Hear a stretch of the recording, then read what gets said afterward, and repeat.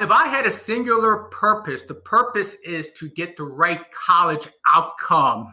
I'm not just talking about let's get to college. So we have to look at the big picture. The outcome is what's important. To get the right education, to have the right experience, to choose the right major, to graduate on time in 4 years, and to get all of this without breaking the family bank. That is my equation.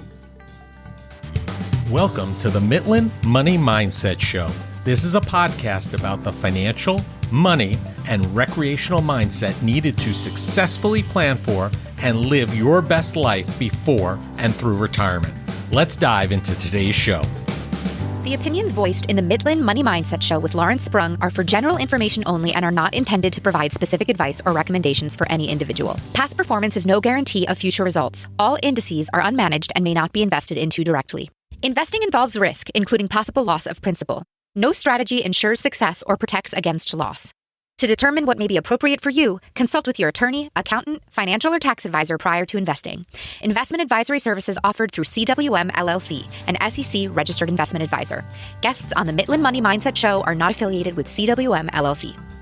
I'm Larry Sprung, your host for the Midland Money Mindset Show and founder and wealth advisor of Midland Financial. Today's guest is Hanson, National College Advisor and founder of College Logic. College Logic is a valuable resource for helping families quickly get started in the college process with a personalized game plan and a detailed playbook. Within hours, a family will have a knowledge-based strategy at their fingertips to follow. College Logic is a close, personal resource for helping families solve the complex and expensive college equation.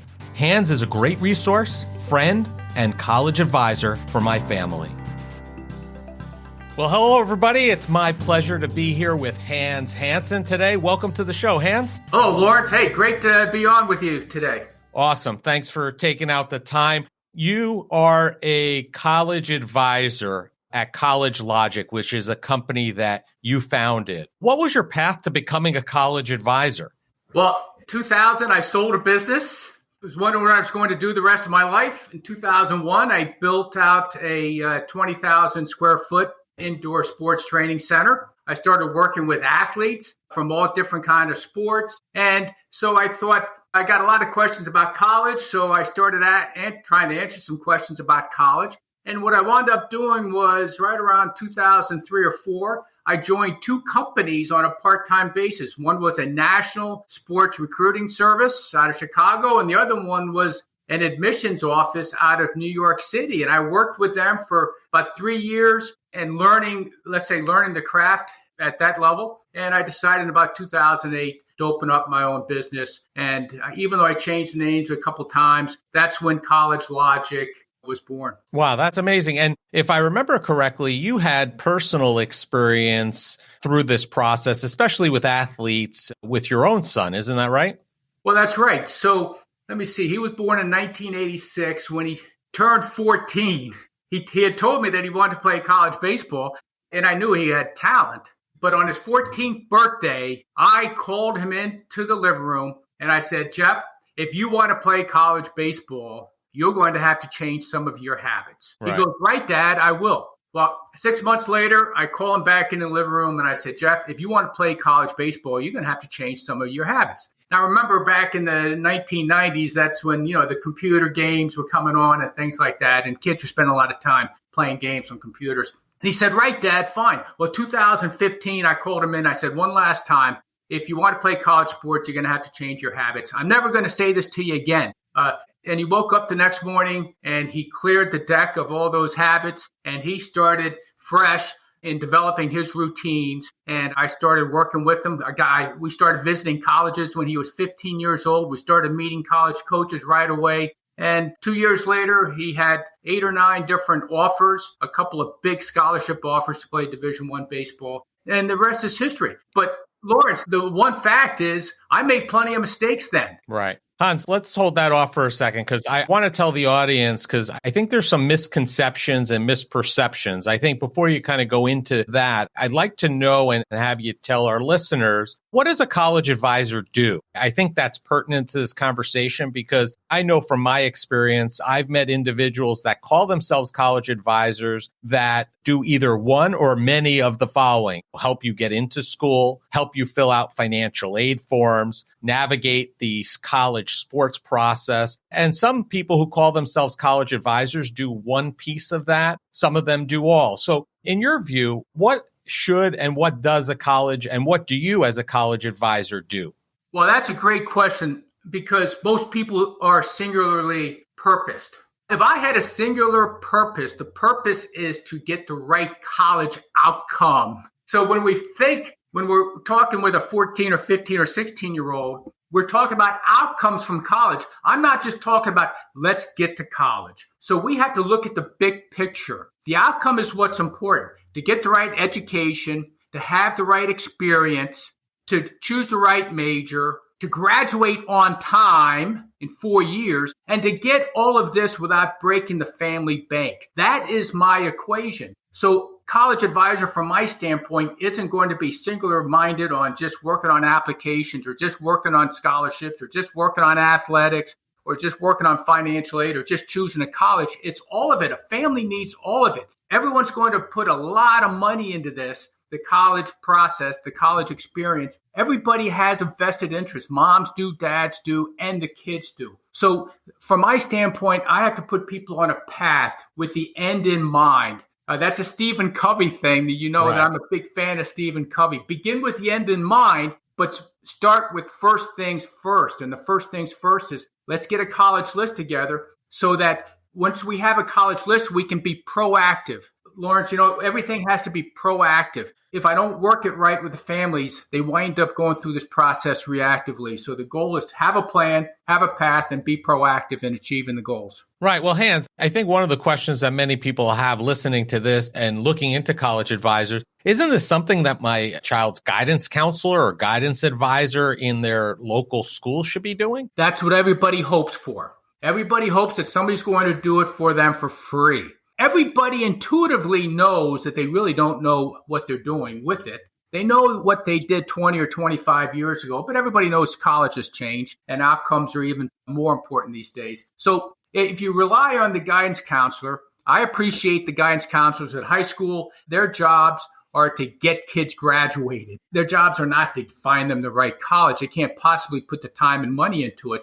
So it's a big mistake when families rely on a guidance counselor who has a different job than to take care of their kid. It's a big mistake if parents of athletes rely on the travel team coach. They're always trying to rely on somebody else. This is not a process to rely on somebody else. It's a process to rely on yourself. Right. Yeah, Hans, I believe in that wholeheartedly. And in full disclosure, that's one of the reasons why myself and our family hired you. My wife and I haven't gone through this process in quite some time, and we know that it has changed. And it's not something that we have the time, effort, or energy to learn. So, along those lines, if students aren't going to get the level of advice that they need and the level of help from the local school, at what point, what's the ideal time for somebody to look to hire a college advisor like you? Is it in middle school? Is it freshman, sophomore, junior? When's the ideal time for them to reach out? So I love that question too, because if you're a parent and you just paid $50,000 or $60,000 to send your son or daughter to college as a freshman, I would ask the question, are you ready yet to have them think about jobs afterwards or the next phase afterwards? And parents will say, of course, we're going to do this for 4 years with the idea we're going to get a job afterwards. So if it's not too early as a freshman in college to think about jobs afterwards, then it's not too early to be a freshman in high school and think about the high school track ahead of you and where it's going to lead you to college. So from a parent standpoint, we know that college is on their mind from the time they're kids. Hey, let's face it. You and I both knew. The minute they're born. The minute they're born.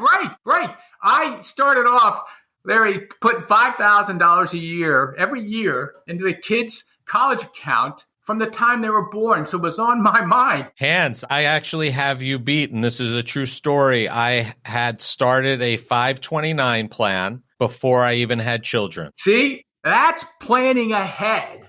I knew it was going to be needed at some point, so why not start now, right? I know. Hey, I know my daughter is 7 months pregnant, and I'm saying let's start up a college account. That's going to be my first investment into her. Well, congratulations. Her son, thank you.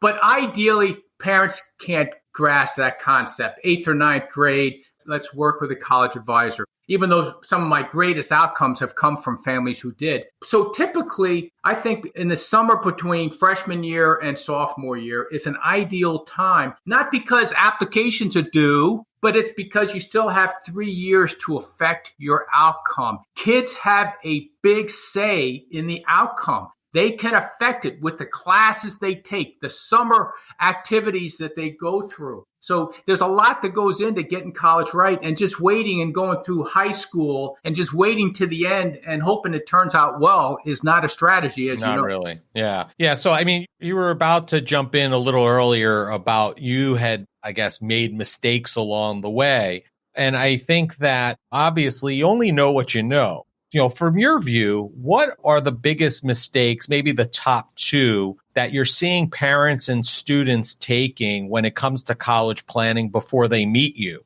I mean, I'm sure there are some commonalities between those situations. No question about it. The simple, most common, biggest mistake families make is they choose colleges randomly. Then when they visit colleges, they fall right into what the college wants them to do. They sign up for a tour. They get led around a campus. They listen to an information session so they hear what the colleges want them to hear.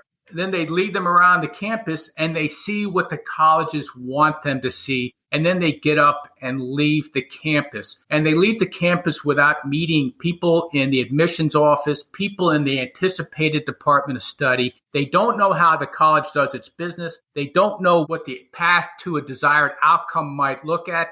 All they know is they heard that the college has a 90% job placement rate, which is false news, fake news. Right. And then they get to see all the beautiful dorms, cafeterias, and sports fields. So the biggest mistake is randomly choosing colleges, and then when you visit the colleges, just being led around on a tour and going home without really doing your due diligence. So let's talk about something you said in there, because I found it fascinating when we started first working with you. When college says, hey, we have a 95% job placement rate, you kind of alluded to the fact that that may not be accurate. Why would that be? How do they give that number? Where does that number come from? What's it all about? The people that you're going to meet when you visit a campus, sign up for a tour, are well trained in their job.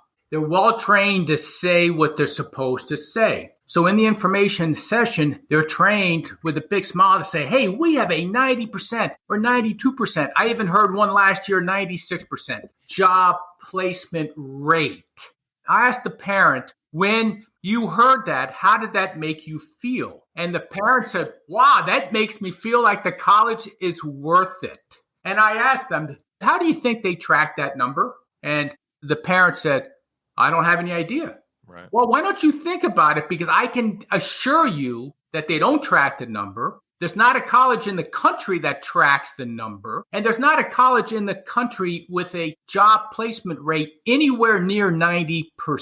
So it's somebody that's just trained to say it because they know they have listeners that are going to buy into it. Right. I would imagine if you went to a college tour and they said, hey, we have a 60% job placement rate, nobody would really go there. That's exactly right, because everybody is saying 90%. 10 years ago, everybody said 80%. Now everybody says 90%. And I think that just our natural intuition would tell us that the job placement rate for the last year's graduates might even be 20%. Right. Well, it's amazing. You know, me being in an industry that I am so regulated and we have to be so careful about what we say. It's amazing when I see other industries get away with and have the ability to basically say whatever they want to say without being moderated or fact checked, so to speak. Right. No moderation, no fact check. You know that I like the students to visit their anticipated department of study. Sure. When you visit a campus. When you do that, if you ask them what their job placement rate is, what kind of jobs their graduates get, what kind of pay do they get, those people in, let's say, the engineering department or business department or whichever, they might have that information. Right. But the admission office, the admission office job is to get you there, not to have the data to get you out of there. Sure. The department would be more hands-on and a better opportunity to get some right answers. Now, listen, we would be remiss if we didn't talk about the pandemic and how it's affecting college and potentially how it's going to affect things going forward.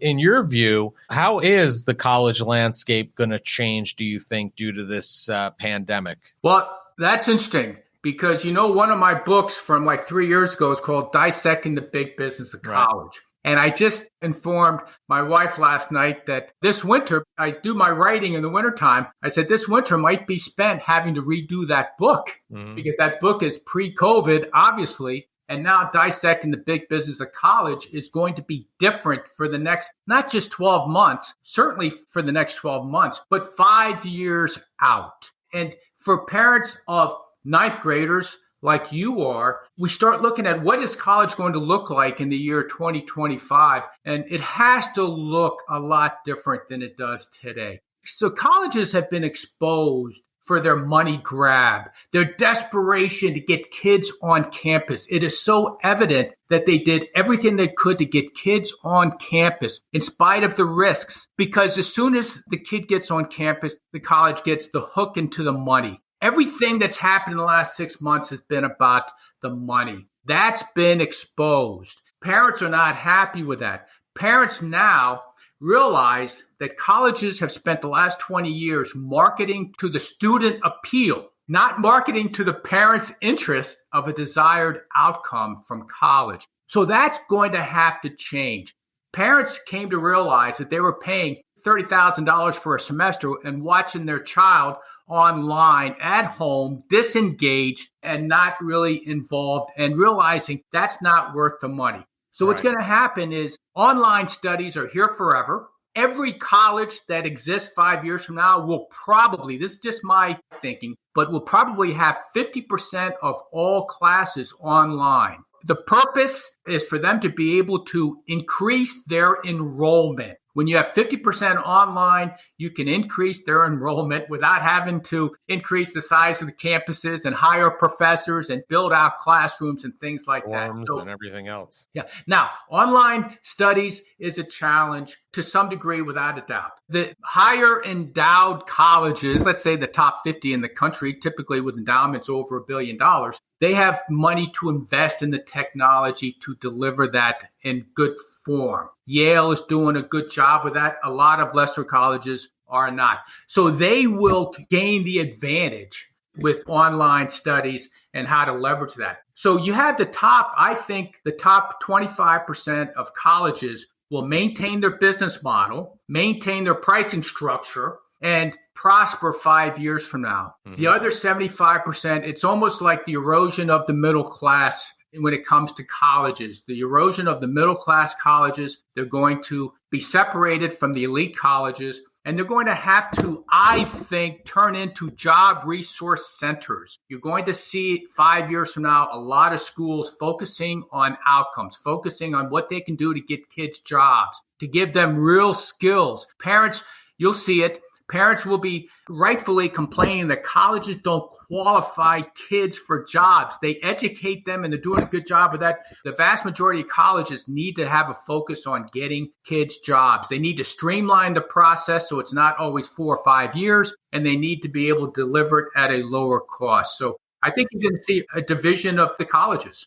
We're definitely going to see some changes coming down the pike for sure. And now I'm in the midst right now of the college planning process, obviously, as you know. And one of the things that I'm hearing a lot about even this year and going forward is people are saying that, hey, many of these schools now are saying because of the issues with getting these tests done because of the pandemic, that they're saying SATs and ACTs are optional. And I'm hearing parents say, oh, they're optional, so I'm not going to have my son Johnny or daughter Jane, I'm not going to have them take it. Why should I put them through the rigor of taking that exam if it's optional, it's not needed? should they bother taking these exams, or it's really not necessary because they're optional? So, Larry, colleges are going to change, but parents have to change too. We think about parents saying, they almost celebrate the idea. They get on the call with me, they're excited. Oh, my kid's not going to have to take the tests, as if that's good news. Right. No, that's not good news.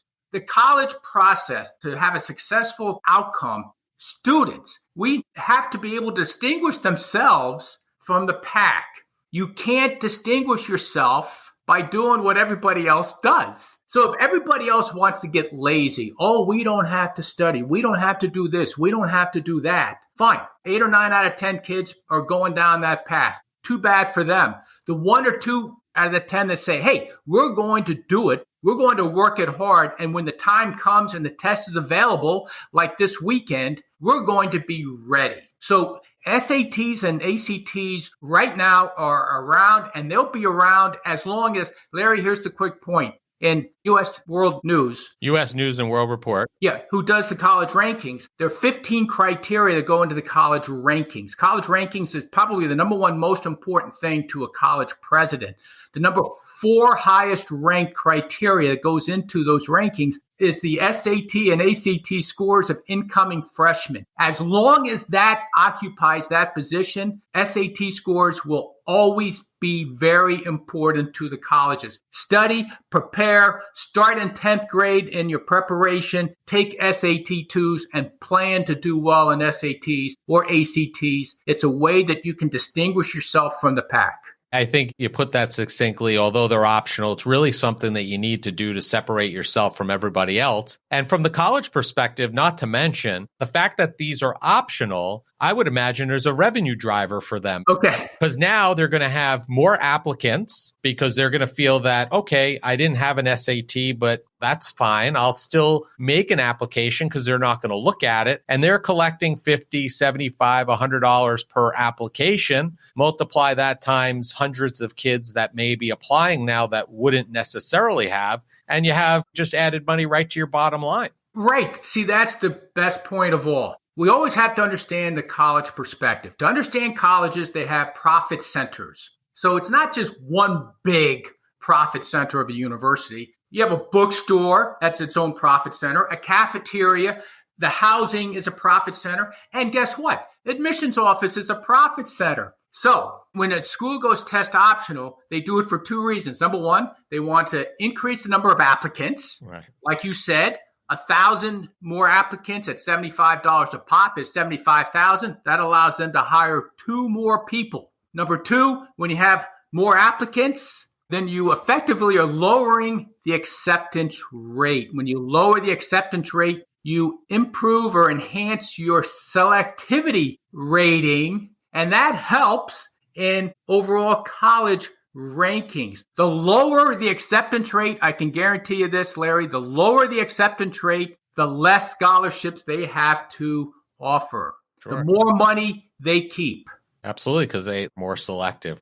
Hans, this has been an extreme learning process for me. I've learned a lot today just on this show. And one thing that we wrap up every show with all our guests is, what did you do today that brought you joy and put you in the right mindset for success? Because it is the Mitlin Money Mindset after all. If I could show you my calendar for my schedule today with the kids, I have 5 or 6 appointments with kids, 1 from Ecuador, 1 from South Florida, 1 from Virginia, 1 from New York. These are kids coming on. When they come on, they have the big smile on their face, and they always say, "Hi, Hans, how are you doing?" And it just brings me total joy to see their faces. Larry, even your son, like yesterday morning, he was bright and spirited. Every morning when I wake up, by 6 o'clock or 6:30, I just take a look at my appointments for the day, and I just visualize the look on those kids' faces and how I feel every time I see them. And Larry, that gives me great joy and great motivation. And my work is hard work, and it's a big responsibility, but I love it.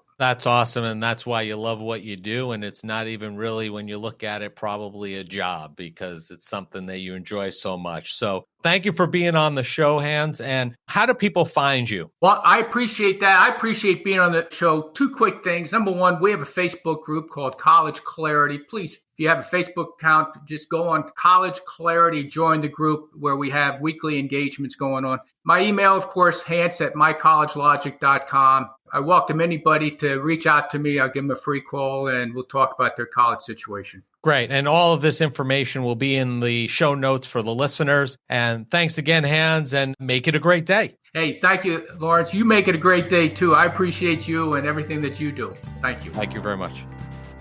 I want to thank Hans for being a guest today on the Midland Money Mindset Show. It's always a pleasure talking to him about the college planning process, a difficult process at that. And it's also always interesting learning about the process from the inside out, which Hans has succinct knowledge in that area. If you have a student who's entering or in high school looking to navigate the college process, I highly recommend you give him a call for a free consultation. You can find him across all social media platforms, Hans Hanson or College Logic, and connect with him and follow the content that he puts out regarding the college planning process. Thank you for joining us this week on the Midland Money Mindset. Make sure you visit our website at midlandfinancial.com and be sure to smash the subscribe button so you don't miss a show. We encourage you to help others find our valuable content. And listen, please, don't keep us a secret. You can also schedule an Is There a Fit call right from our website or by using the link that you'll find in the description section of your podcast player or app. Be sure to join us for our next episode to learn more about the mindset needed to successfully plan for and live your best life before and through retirement. The opinions voiced in the Midland Money Mindset Show with Lawrence Sprung are for general information only and are not intended to provide specific advice or recommendations for any individual. Past performance is no guarantee of future results. All indices are unmanaged and may not be invested into directly. Investing involves risk, including possible loss of principal. No strategy ensures success or protects against loss. To determine what may be appropriate for you, consult with your attorney, accountant, financial or tax advisor prior to investing. Investment advisory services offered through CWM LLC, an SEC-registered investment advisor. Guests on the Midland Money Mindset Show are not affiliated with CWM LLC.